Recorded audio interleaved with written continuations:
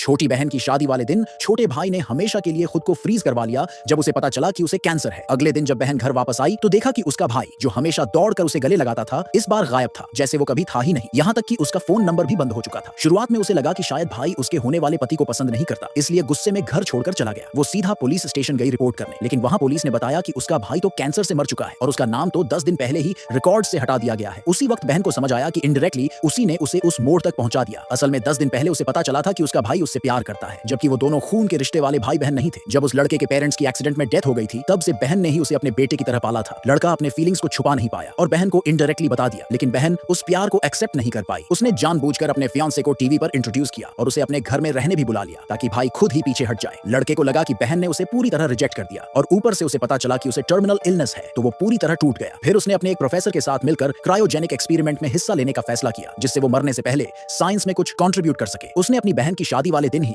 खुद को फ्रीज कराने की डेट फिक्स की, लेकिन उस रात जब वो पैकिंग कर रहा था तो उसके बहन के फियांसे ने उसकी डायरी पढ़ ली और उसे इंसल्ट करना शुरू कर दिया। उसने उसका मजाक उड़ाते हुए कहा कि वो मेंटली अनस्टेबल है क्योंकि उसने अपनी माँ को अपने पिता को नाइफ से मारते देखा था। लड़का ये सुनकर गुस्से में आ गया और कुन्यादो का गला पकड़ लिया और कहा कि कभी उसकी माँ के बारे में कुछ गलत मत कहना। लेकिन तभी बहन सीढ़ियों से नीचे आ रही थी और कुन्यादो ने ऐसे एक्ट किया कि जैसे लड़के ने उसे मारा हो। उसने तो ये तक झूठ बोल दिया कि उसका कुन्यादो उसे घर से निकालना चाहता है क्योंकि वो उसे अपनी बहन के लायक नहीं समझता। बहन ने बिना कुछ पूछे सीधे भाई को थप्पड़ मार दिया, कहा कि या तो माफी मांगो या हमेशा के लिए रिश्ता खत्म। वो नहीं चाहती थी कि उसकी शादी में कोई प्रॉब्लम आए। लड़के ने चुपचाप इंसल्ट सह ली और माफी भी मांग ली। अगली सुबह वो सीधा क्रायोजेनिक्स वाले लैब गया और रिक्वेस्ट की कि उसकी कैप्सूल को समंदर के नीचे भेज दिया जाए ताकि वो कभी वापस ना आ पाए। जब बहन घर लौटी तो उसे भाई के कमरे में उसका टर्मिनल कैंसर का रिपोर्ट मिला। कुन्यादो ने बात को हल्का करने की कोशिश की, बोला कि ये तो बस दोस्तों के बीच की मजाक थी। बहन भी थोड़ा कंफ्यूज्ड हो गई। उसे लगा शायद लड़का अटेंशन पाने के लिए ऐसा कर रहा है। लड़का नहीं चाहता था कि बहन परेशान हो और न ही वो एक्सपेरिमेंट को अफेक्ट करना चाहता था, इसलिए उसने मान लिया कि हाँ ये सिर्फ एक मजाक था। लेकिन बहन को चैन नहीं मिला। वो उसे हॉस्पिटल लेकर गई टेस्ट करवाने, पर कुन्यादो पहले ही डॉक्टर को पैसे देकर मिला चुका था। डॉक्टर ने साफ कहा कि लड़का एकदम ठीक है। बहन बहुत नाराज हो गई। उसे लगा कि भाई अपनी बीमारी का ड्रामा करके उसे इमोशनल ब्लैकमेल कर रहा है। तभी लड़के की नाक से खून बहने लगा। डॉक्टर ने फिर झूठ बोला कि वो डाइटिंग की वजह से अनीमिया है। बहन और भड़क गई, बोली कि तू किसी भी हद तक जा सकता है मुझे बेवकूफ बनाने के लिए। लड़का कुछ भी एक्सप्लेन नहीं कर पाया। बहन कुछ सुनने को तैयार नहीं थी। वो फिर से चुपचाप सारी गलती खुद पर ले ली। बस एक छोटी सी रिक्वेस्ट की कि शादी के एक दिन पहले उसका बर्थडे उसके साथ सेलिब्रेट कर ले। आखिरकार वो दिन आ गया। लड़के ने बहुत प्यार से बहन के सारी फेवरेट डिशेस बनाए। उसे पूरी उम्मीद थी कि वो आएगी, लेकिन बहन तो होटल में अपने कुन्यादों के साथ शादी का रिहर्सल कर रही थी। लड़के को समझ आ गया कि अब वो नहीं आएगी। उसने खुद से कहा कि रोना नहीं है क्योंकि ये उसका आखिरी बर्थडे है, इसे एंजॉय करना चाहिए। पर जैसे ही उसने केक खाना शुरू किया उसकी आंखों से आंसू अनकंट्रोलेबली गिरने लगे। फिर वो सेमेट्री गया और अपनी माँ से आखिरी बार मिलकर गुड बाय बोला, क्योंकि अगला दिन उसकी जिंदगी का आखिरी दिन था। जब वो दिन आया बहन ने पूरे घर में भाई को ढूंढा, लेकिन वो कहीं नहीं मिला। उसे लगा शायद वो शादी वाले वेन्यू पर पहले ही चला गया होगा, पर उसे ये नहीं पता था कि भाई तो बेसमेंट में ऑलरेडी उस कार में बैठ चुका था जो उसे हमेशा के लिए इस दुनिया से ले जाने वाली थी।